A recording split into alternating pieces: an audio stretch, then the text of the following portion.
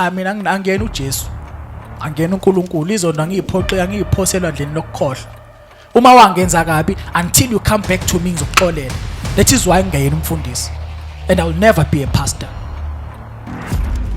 khona into ezokwenza ukuthi ngibe ukhiye yabo njengala ngisebenza khona manje mina la ngisebenza khona manje ngeke ngize ngisho ngisebenza aphi kodwa baningi abantu sengibe ukhiye kubona anginankinga nabafundisi kunale stigma lesokuthi noma ngibhayile ku Facebook ngathi nginenkinga nabafundisi nginankinga nabafundisi mina ngiyahlalana ngiyashumayela futhi I have my own movement kwi movement yami akekho umuntu engisayengasebenza naye wahamba ekhala akekho mina umuntu umfundisi wake weza kumina wangibuza ukuthi kwenzakalani ngempilo yami like akangibuza nangefamily yami ukuthi kwenzakalani ngefamily yakho yini oyifisayo yini ofuna ukuyenza into abayaziyo ukuthi bakufonele ekseni bakutshela ukuthi ungabi late ayikho into esekangicika njengaleyo mina ngokwami nje isidalo sami nje ngokuzalwa angizwani nomuntu ongithatha kancane kodwa unemali noma unamali angihlangene but ikeyboard ngahlukumezeka kakhulu kwi-keyboard ezinye izinto ngeke ngizizisho la ku-camera because mhlambe abanye they'll be watching and stuff masebethi inhliziyo yethu ngoba ngixolile cha mina angiyena uJesu into engicasula kakhulu umthandazo wakheke wathi Nkosi yami inceke yakho sihlukumezeke kakhulu bengaba kuhle impela ukuthi uyiphumuze hawu ngiyaphunyuzwa manje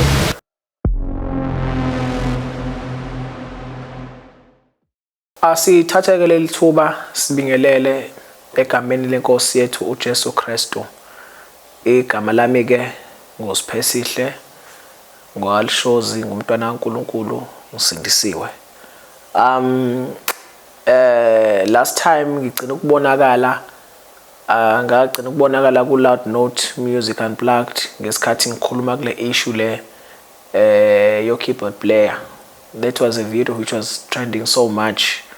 So ke abafethu ke laba okuyibona abadidiyeli balolu hlelo bakubone kukuhle ukuthi ke ngibuye ngizothi nje ukuphawula mhlawumbe mayelana nempilo yami ukuthi from there where am I right now. So into mhlambe nje ngayiphawula nje ngesikhathi ngiqeda ukushutha leyo podcast leyo yaka Loud Note Music Unplugged mayelana no keyboard player ngangisemalungiselelweni okushada. If I'm not mistaken, it was 2023 towards the end lapha ku September. So ngoJanuary kanti ngizoshada ke ngashada mhla ka 6 January ngishadelwa ke eMsinga. So it hasn't been a very easy journey for me. So that is why ngikubone kubalekile ukuthi mhlambe ngimise yonke into ngithole leli thuba lokuthi ngizofakaza ngoNkulunkulu uthi wenzani. So what happened is that ngesikhathi ngiqeda ukushada mhla ka 6 January 2024 ngishadile kwathi ngomhla ka 4 ngaqala ukugula ngalendlela ukuthi ngigulela ukuthi ngafa nomnini. What happened is that lapha engisebenza khona kwakushisa that time indlela okushisa ngayo I remember ukuthi ngingangu driver that day. So I was driving ngesikhathi ngifika lapha emsebenzini ngiphuma emotweni ngangihamba ngayo ngithi ngigibela itebhisi ngafika ngawa ngashayeka phansi. Bese ngitshela laba engisebenza nabo ukuthi ayimadoda there's something wrong about me and angazi ukuthi inkinga inkuphi. Bese ngithi ake ningithathe ningise kadokotela. Bangithatha bangisa kadokotela ngifike khona ngithi udokotela aqale bengifaka idrip not knowing udokotela ukuthi yini inkinga enginayo. Bavele bengifake idrip le yokuglowa. Bangifaka idrip yokuglowa. Fortunately phela idrip mawuyifaka emzimbeni womuntu yenza umsebenzi wayo. Izama ukuthi ke ingisedithethe kancane ngikwazi ukuvuleka nasemehlweni ngibone. So Uma ngisuka lapho bangilandela abasemsebenzini ngibuyele emsebenzini uzothi mazithi around 1 to 2 ayi yale lento le yale shaya ucingo mfowethu unkosikazi mama ngicela uzongilanda emsebenzini akusebenzeki ngangivele ngiphelelwa amandla ngibe dizzy bese ngiyawa aze ke lo sisi lo azongilanda emsebenzini angithathe angihambise endlini mangifika endlini one thing I notice ukuthi sengine problem ukuthi ngavele ngafike ngalala ngazuzumeka ngafika around 4 5 6 7 angivuse ngesikhathi ngivusa ungivusa nje usengivuselela ngizodla mina since ngabuye college la ngangitraina khona into yami yokulala yaba nesimo sokuphazamiseka ngoba angisalali normal sengiyaqwasha but that day ngathi ngalala for the whole night up until the morning uma kusekuseni ngavuka ngo7 uma kusa lo sisi lo enginaye la endlini uma ngibheka kanje ngambona setatazela yini ithi ngeke se uyafa wena manje ngithi ngibulawa yini angiziboni sengiqhuma imthambo la ekhanda lami qhuma imthambo amehla abomvu abe ngithathe ngiphuthume ngiphose emotweni hambe naye sekusinye isibhedlela esikhona lapha eMaritzburg kusise Eden Gardens uma sifika khona fortunately uNkulunkulu enze ngamabomu sifika udokotela la le casualty befike benginqake lapho lo dokotela lo bathi babe ngithatha lapho afika ngifake lento le yokuchecka iBP ngiyafakaza bazalwane angifake lento yokufaka yokuchecka iBP uma icheck iBP yami udokotela ayifice isho 200 and something iBP normally akufanele ibe more than 150 but that day yayi more than 200 ngomusa uNkulunkulu ngangashawa istroke uma kusuka lapho athi udokotela uyangi-admit admission number 1 bangi-admite ngene esibhedlela fike ngifaka i-drip ngihlale for 7 days I'll never forget this bazalwane uNkulunkulu is a gracious God our God is a gracious God hlalo 7 days lo futhi lento angeke ngithi yayidemon ngoba indlela yenzeka ngayo ngangithi mangingena esibhedlela bese iyaphazamiseka ay ngosuku le7 ngangena ku Monday ngaphuma ngesonto ntambama ngakusasa ekseni sengigezela ukuthi ngimsebenzini kwaphela sengifune ngibuyele emsebenzini ngise bathroom ngiyageza sineshower lapha sasikhona indle sasihlala kuyona kokwi in-suit house la khona kune camera la kune bathroom la ngiyageza la umama uyapheka ngale ekitchen ngesikhathi ngigeza bese ngiyawa phansi uma ngiwa sekufuna ngisukume akusasumeki hawu yini ngiphethe hayi ngiqale ngimemezeke hayibo sengiwile la ithi yini wiswa yini angazi lo sisi mfushane ungaka lo ngishade naye mfushane ungaka ingane yabantu izongibamba inginqake ithi phakama nami lutho sesigcina sesihlezi phansi sobabili bazana ngifuna nazi uNkulunkulu wethu ukuthi akuyona into yokudlala our God is great our God still exists ngesikhathi elwa nami ke ethi uyangiphakamisa ahluleke sisigcina sesihlezi phansi sobabili ahlala phezulu kwesithi toilet sengihlezi phansi mina angikazi ukuthi ngenza kanjani ukuthi ngize ngigcine sengibambelela ngaleli khuzana ngalensimbi le yeshower ngikhuphuke ngayo ebese ngithatha sangibeletha afike ngithi dinsi phezulu kombhede mangilala phezulu kombhede aqale phansi angisula ngigqokise athi hayi ngeke kwenze njani yini kubhlungu kuphi ngithi angazi angithathe angihambise futhi esibhedlela the same hospital Eden Gardens mangifika khona bathi ake nihambe nobona udokotela lapha khona indawo kuthi Salaga Center lapha Elaga Center any center lapha eMaritzburg enabantu nje abaningi abakhona under i-center bese kuba khona udokotela esakuyena. I'll never forget all of these doctors sabahamba thina. Udokotela oqala we-Outside Hospital esamhamba uDr Ngubane. uDr Ngubane masifika kuyena afike angifake lo mshini lo kuthiwa i-ultrasound. Lo mshini okuchecka ngaphakathi la most of the time lo mshini usetshenziswa abantu abakhulelwe. Angifake ngaphakathi angicheckele eswini bese ethi hayi Mr. Shows la kuwena ublockekile, you can't go to the toilet properly. It's how ngoba phela mina bengise toilet nje recently during the day. How come uthi kuthiwe manje ngiblockekile la ngaphakathi?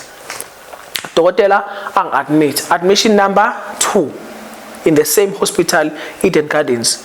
Angihlale khona 7 days from that Monday up until Sunday again. Hayi ngifuna ukufakaza bazana khona ukuthi uNkulunkulu wethu mkhulu kangakanani. Mangisuka lapho on that Monday bese lo dokotela lo Dr. Ngubane suggest athi asiye ku specialist, another doctor on ama rooms lapha eMidlands Hospital ekuthiwa Dr. Josie. Masiya ngithanda nje indlela lo dokotela aba honest ngayo. Wathi nje Mr. Shozi, I do not want to waste your medical funds. Angikwazi ukuthi uphethwe yini. Hawu. Umuntu uyagula, umuntu uyafa kodwa akwazi ukuthi uphethwe yini. So bese emva kwalokho ke sivele sambe sife sihlala endlini. Sithi kwenziwa kanjani makunje? Kuvele kwenzeka imistake. I'm not sure if I'm going to say a mistake or what. Unkosikazi avela thola umsebenzi. Same time ngalesikhathi ngigula ngaso. Uma ethola umsebenzi bese kucaca ukuthi phela manje njoba ethola umsebenzi manje siqeda ukushada ngizosala ngedwa endlini. Avela phone uma wakhe. Athi uma wakhe mkhwenyana ngoba lo usethola umsebenzi vele unyuke uze la kwami sizohlala nawe so that uzokwazi ukuthola umuntu ozokwazi akunakekele. Wake wabona even kwakuyinini la khona wake wabona indoda iyohlala ekhweni layo. But mina kwenzeka khuphuke angidrive sambe sohlala kubo. I'll never forget this day ever in my life. Mhla ngigeza ngingedwe kamereni because into yasiyenzeka lapha ngase ngibekelwa mina isitulo ngoba ngangasakwazi ukuhamba kahle namandla esexeka sengibekela isitulo ngifike ngihlale kusona bese kubekwa indishi la. This day ngihlele esitulweni kubekwa indishi la ngiyageza. Ngesikhathi ngigeza ngivele ngishone phakathi ngene ngekhanda endishini. Ngesathi ngiphakathi endishini manje sengilwa nokuthi manje phela ngingafi.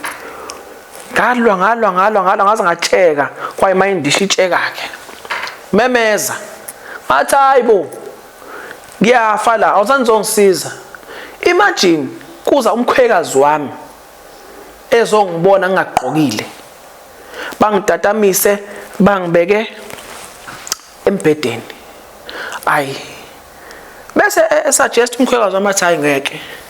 Ake sambe sozama laba abamhlophe manje ngoba laba abamnyama sebehlulekile. Hayi bese ngithi noma ngabe yini ezongisiza ukuthi ngibe right.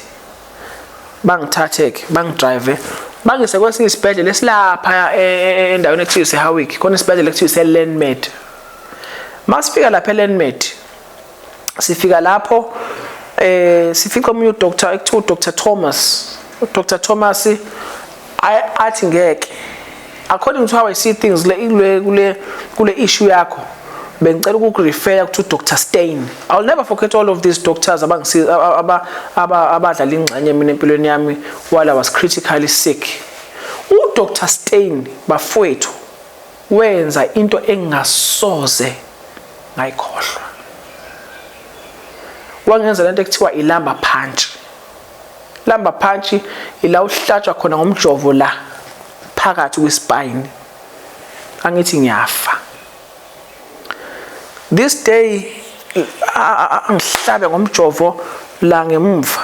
Ukuhlaba kokuqala ayi athi udonsa le liquid le angayitholi, angihlaba kwesibili athi udonsa le liquid le angayitholi. Kuthe ngingasazi ngibone sebamba ibhodlela kanje la ebusweni bami, athi into besifuna kwena nansi yilento le liquid, which is iyona ezokwazi ukudetermine ukuthi kahle kahle yini wrong ngawe. Ngalolo suku ilona suku ingqondo yami eyagcina ngci ukusebenza ngayo normal, nala ngabona khona engagcina khona ukubona abantu normal, cause la ngaphaphama khona mina ngiphaphame sengixhunya imshini, maybe ngixhunya almost 5 machines in one body. Lo mshini lo we BP ofakwa la bengihlala nawo 24/7, each and every hour ungibambe ungidedeze ungidedele ungibambe ungidedele, ngifaka ama electrodes la check ukuhamba kwenhliziyo. Bathi bangifaka idrip la umthambo wavuvukala, bayikhipha bazongihloma yona la ethangeni, bangifake ilokhuzane ini kuthiwa lento yokuphefumula sengikhohle ukuthi igama layo, but lento ukuthi yofaka oxygen, lo mshini la oxygen. So impilo yami ngaleso sikhathi ngayiphila ila kule mshini. And I remember kufika ngase ngikwazi ukubona kancane, kufika uDilas Mtungwa nezinye inceke osiphelele shazi bafika bezongibona, kodwa kunomzalwane engamthandi sisi kahle wafika laphana angizola kude, wafika wangihlebezela wathi wesiphe wayikhumbula into ayisho ngabafundisi lapha ku Facebook. Athi ayibo manje angikwazi ukumphendula inkingi leyo ke. Wathi uyakhumbula ukuthi utheni ngabafundisi? Into engicasula kakhulu umthandazo wakhe ke. Umthandazo wakhe uthi ayi bathandaza ke awu Nkosi, nceke yakho isehlukumezeke kakhulu kulokugula esingakwazi zokwani, bengaba kuhle ukuthi uyiphumuze. Hayibo usho kanjani umuntu ogula in this condition uthi iyahleka noma kufiwe, uthi akaphunyuzwe ingane zami zincane kanje? Ngamuzwa lo mzalwane loyo, angeke ngimkhome kodwa ivoice yakhe ngekhumbula. Wathi Nkosi yami inceke yakho sihlukumezeke kakhulu, bengaba kuhle impela ukuthi uyiphumuze. Hawu ngaphunyuzwa manje rather ukuthi ongcono umuntu lo mzali athandazela ukuthi at least angiphile, but mhlambe angeke ngize ngande kakhulu. One thing that I want to say for sure ukuthi bazalwane, umthandazo uyasebenza. Only thing mina ngikhumbula kahle mhla sengizophaphama, ngaphaphama mina abazwane bezungeza umbhede bethandaza. Mina kwaze khona noma ngeke ngize ngikusho konke bafowethu, mhlambe ngibuye ngizokusho konke, kodwa engikukhumbula kahle mina ukuthi mhla ngizovuka mina ngavusa umthandazo wabazalwane, nothing else. Umthandazo wabazalwane owangivusa. Uyazi ukuthi ngesikhathi sengisuka eLenmed ngayo ngena eSNS, I don't remember ukuthi ngafika nini, ngahamba nini, ngafika nini eSNS, but ngaleso sikhathi that is when I was in a coma. Ngangena kwi-coma mina for about 7 days. Ngalala ngoLwesine, ngaze ngavuka ngoLwesine oluzayo. And mangiphaphama mongena lento ekuba kwi-coma kuba ngathi kwadulele manje wavuka manje. Sengizwe ngalomuntu ohlezi la eduze kwami uthi hayibo wena lokhu lale last week njobula. That is why ngithi bafowethu, this is a testimony. Noma kuthiwa mina kusuka inyanga yakwaNongoma yayingeke izingivuse, ngavusa uNkulunkulu. Noma kuthiwa kusuka ukhokho uvula, noma kuthiwa kuthuso sobala usaphila, wangeke ngizangivusa. uNkulunkulu kuphela mina owangivusa. Now mhlambe sengizovala ngoba phela ngesikhathi sengikhohle ukusho lokho, ngesikhathi sebebuye nale nama results lawa ase lab ukuthi angiphethwe yini.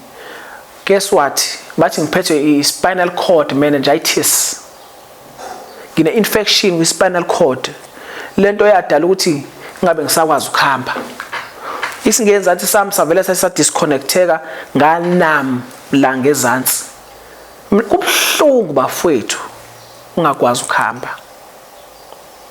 One of the painful thing I've ever experienced. Ungakwazi ukuhamba, ukufunzwa, ukugezwa esibhedlela. I've experienced that.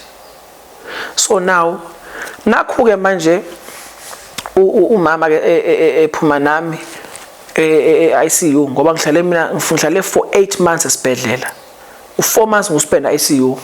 Usephuma nami ICU uyangehlisa ungehlisele basement la engangiyo admit khona kokugcina. Mangifika lapha ebasement ngisingena ngomnyango ngiphusha ngewheelchair. Ngihlangana nodokotela abawu2 okuyibona babengitreat. uDr Sediq no Dr Sakur. But Mr. shows you've made it. What do you mean when you say you've made it? But nabesazi wena ngeke usavuka wena. It's how possible is that to a medical doctor azokutshela ukuthi besazi ngeke usavuka wena. Bese bethi mina ke yini okholwa yiyo wena? Ukholelwa emadlozini ngithi mina cha.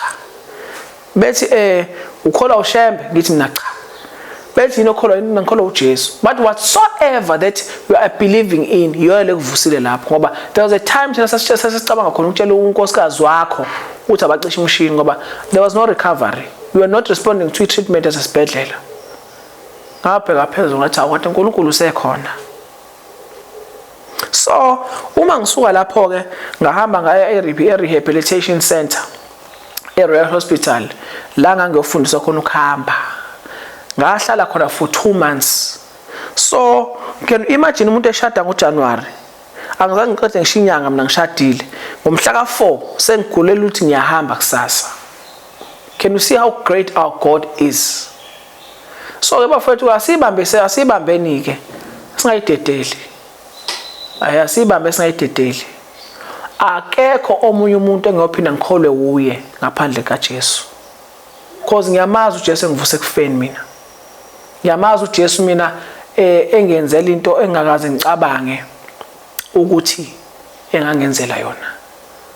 Indlela enginobufakazi ngayo mina ngifisa ngathi ngame entabeni ngiphathe ama loudspeaker. Ngibatshele ngoJesu ukuthi uJesu akaxutshwa. Muhle yedwa. Nathi inkinga ke phela before mhlawumbe sengivala la eyabakhona ke. Abaningi babezokhumbula kahle ukuthi ngesikhathi nginaleya podcast ledlule yo keyboard player bafethu kungenzeka ukuthi ngakhuluma ngaze ngeqisa. Baningi abantu abalimala kuleya podcast engangiyenza. Baningi abanye futhi abahlubuka emoyeni ikakhulukazi inceke zenkosi. Ngimile ngithi shwele. Ngiyazithoba ekulimaleni kwenu nami ngangenza ukuthi ngaba ngilimele. So ngenza ukuthi mhlambe ngesikhathi ngithulula inhliziyo yami ngakhuluma ngaze ngeqisa. Ngaze ngalimaza ibandla likaNkulunkulu. Ukugula kwami is not situated to that cha. Kodwa ngenxa sengitholile iplatform ukuthi ngibuye ngizokhuluma shwele. Baningi abantu abalimala namanje mangihamba einkonzweni bayangikhomba bathi hawu lo shows lo wayekhuluma lapha. Baningi nje awadevelop inzondo ukubona ngenxa yaleya podcast. Shwele bantu baNkulunkulu. Shwele. Ayidlishiyele. Asidlule siqhubeka uhambo lethu liselude. Ngeke sikwazi ukuhlala kuleyo nto leyo kanti siyakholwa. Nalabo abafundisi abangilimaza senganquma ukuthi ngiyabaxolela. Njengoba ngangishilo nje ngokudlula ukuthi ngiyosiza uJesu. Cha uJesu sengisizile. Sengiyabaxolela. Asidluleni siqhubeke nohambo siye phambili. And mhla ngibuya ngiyochaza about ubizo lami ukuthi yini engayiconfirm mina ukuthi uNkulunkulu ungibizile wangibizela kuye. Because awukwazi ukuthi mawumzalwane ukuthi manje nami indaba zami ngiyixoba kodwa ke I think you get the context of the whole thing engikhuluma ngayo. Awukwazi ukuthi mawumzalwane ungena kwikhoma uvuka ungaphethe lutho. Njalo umzalwane mengana kwikhoma there is something ufuna uNkulunkulu thothi ungibulele yona kuleyo khoma yakho le kade ukuyona. One thing that I remember mhlambe to share lesikhathi ngikuyikhoma bazalwane ile ndoda le engangilandela because mawuyikhoma ufana nomuntu olele kodwa ongalele angazi how ukuthi ngichaza kanjani ngesikhathi ngikuyikhoma mina for these 7 days. One thing that I've noticed le ndoda le engayibuka lapha engangilandela because immediately ngena kuyikhoma khona kuzwala ngathi ukuyinganekwane kodwa uyikona lokho engikushoyo. Ngesikhathi ngena kuyikhoma ngavele ngaphaphamela kwelinye izwe lalinotshana buhlaza eningedwa ngithi manje ngiyamanga ngathi hayibo ngifuna futhi manje lana phela mina ngiyagula ufuna kube ngisesibedlela mangiphapha bangithi awu sekwenye indawo futhi manje ngingayazi la how come bese ngimangiphamisa amehlo ngithi nansi le ndoda emelapha ya ngikwazi ukuyibona from la kuya phansi bazalwane igqoke a white garment esuka lezo shaphaza enyaweni lapha ya but mangithi ngiphakamisa amehlo la phezulu udlala imbani kanje angikwazi ukuphakamisa ikhanda ngibuka ukuthi ubani lo. The only thing wayethi nje kanje engakhuluma emlonyeni engiqhweba nje kanje ngithi hayibo manje ngithi ngiphakamisa ikhanda uyabona amabuka inhlamvu yelanga ilight lelanga. That is how he was created lo muntu engimbuka la ngenhla ngize ngibeka isandla kanje thawu lo muntu inhloboni yomuntu lo hloboni yomuntu lo ngithi mangithi ikhanda ngithi ngifuna umbheka kahle ukuthi ngiqinisa amehlo angikwazi ukumbona angiqhwebe kanje mangithi ngiyamlandela vele abheke le ahambe yabona manje sengithi ngizothi ngiyamemeza ukuthi ngizothi webani ngoba phela ngazi ubani engimlandelayo hayi lo muntu ahamba hambe kuba ngathi manje sesikhupha into ngathi intaba ke manje